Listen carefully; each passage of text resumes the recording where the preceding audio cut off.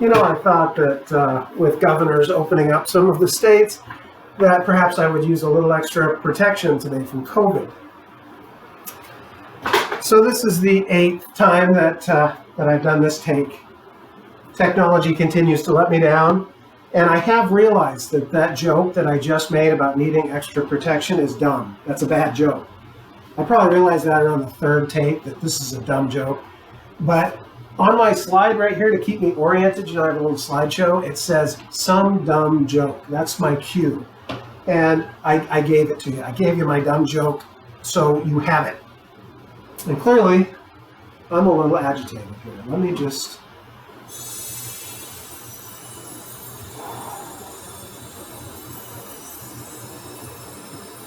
I don't know if that worked or not. Okay, so this is a training about worry. And the extra worry that we can't get rid of even when we've done everything else we're supposed to, like meditation and eating right and, getting rest and sleep. And we're doing everything we're supposed to, and we still can't get rid of this worry. This is not for people who are very anxious, people who are having trouble sleeping at night consistently, people who have trouble eating, people who feel heart palpitations, worry all the time about things that may not even be real. These sort of things, if you feel like you're getting anxiety, especially any thoughts that you might harm yourself or somebody else, just make sure that you call a clinician. If you're having real dangerous thoughts, call 911. And I would suggest that as a course of treatment for someone with severe anxiety, whereas this is simply a training on how to cope with the worry we can't get rid of. And I've been in this. I am in this. What am I saying? I've been. I am in this. I'm a worrier. I can't get rid of it all sometimes. So I've been keeping you updated about a friend of mine, see parts 1 and 2, that was living with me and it didn't work out. And I continued to worry and worry and worry and worry about this guy until he moved out.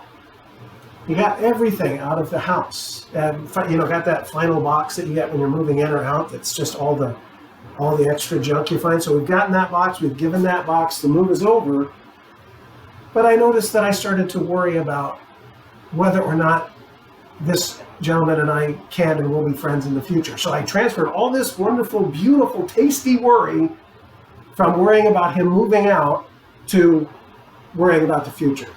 So I'm saying I've been where you are.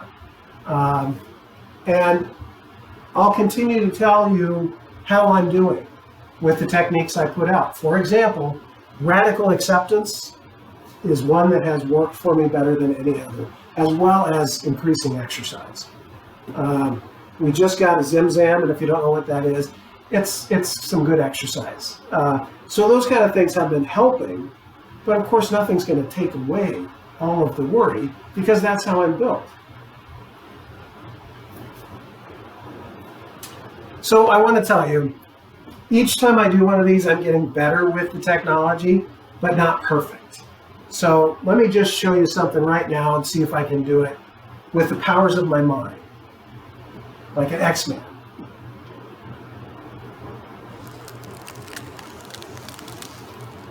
I think I did that. I think I did. Hey, let's do this. Bang! Bang! Bang! Okay. I get a little carried away, especially if I don't have a live audience telling me that I'm getting carried away. Okay. So I think by now we all know what worry is and how control fits into that from the previous two. So I want to say that this time I'd like us to talk about strength and temperament. I'm sorry, temperament was a word I just saw on the screen. Strength and resilience. Either the ability so that new stresses bounce off a person, or the person recovers relatively quickly from stressors or traumas or bad events. That's resilience.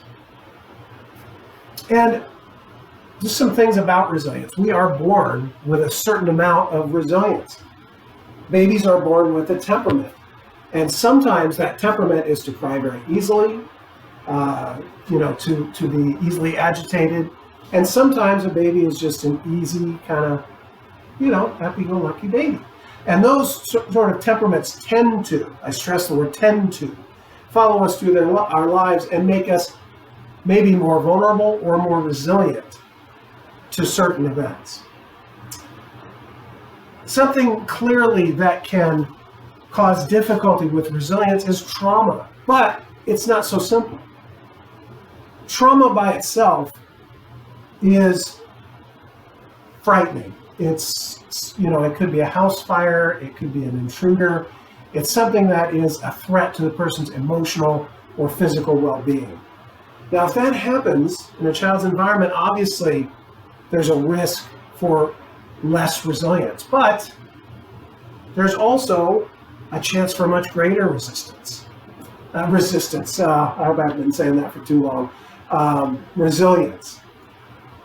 Because if you have a trauma-tolerant home, meaning the home that you grow up in was relatively supportive, worked with any trauma that happened, took it seriously, validated your emotions or the emotions of our clients. So that kind of validation in a traumatic environment can lead to a stronger sense of resilience. I made it through this because of all the love and support that I got, and now I'm loving and supporting others. There's also to look at premorbid functioning, which means the last time a person was in a situation where they could worry, did they get overwhelmed with the worry? If so, they're more likely to in the future, unless you do something about it. Right? We'll talk about some of the things that can be done to create more tolerance. And, it's in every psychological textbook. It's everywhere. That optimism is very good for mental health and good for worry and sense of control. And it is. I knew a gentleman in my graduate program who was kind of hypomanic, meaning he was always just kind of happy and energetic. And I'm sure some of you know people like that.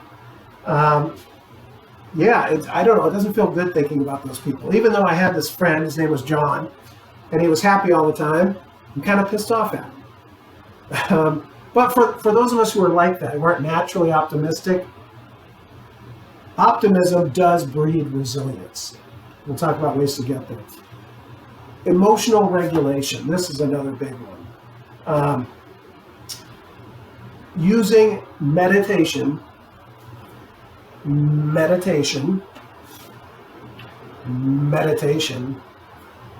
I say that because I've asked so many of my clients to do that, and I'm supposed to do that, especially because I'm a damn psychologist. I'm supposed to meditate.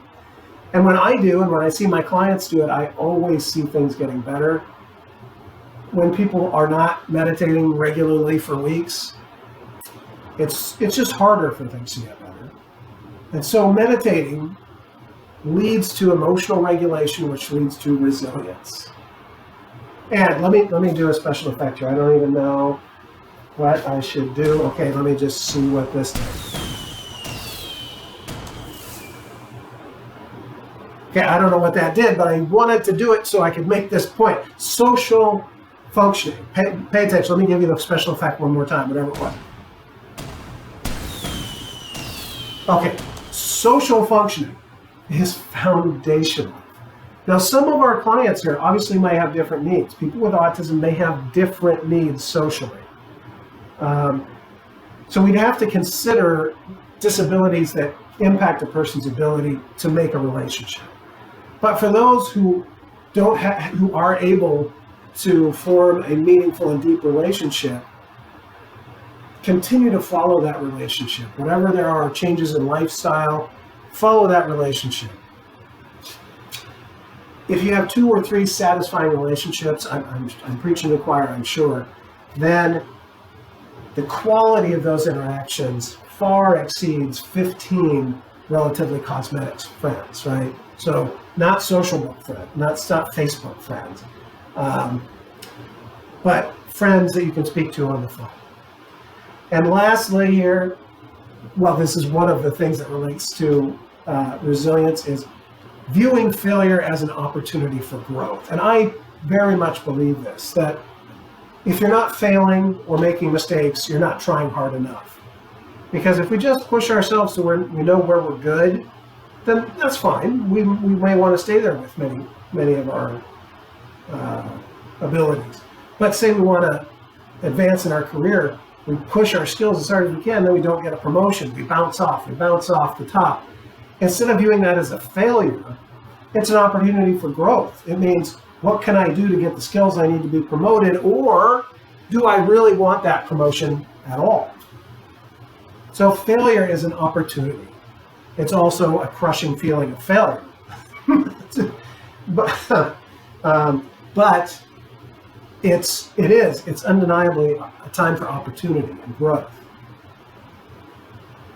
So just a couple of the things that I'd like to touch on here are some of the things that people are doing that show real resilience and strength. Sometimes it surprises me. For example, corporations, and the way that many good corporate actors, I'm not talking about everybody obviously, but some good corporate actors have done tremendous things, to support local hospitals, to support their employees. Microsoft, for example, is just paying people throughout this COVID-19 because they have the money and their staff need it.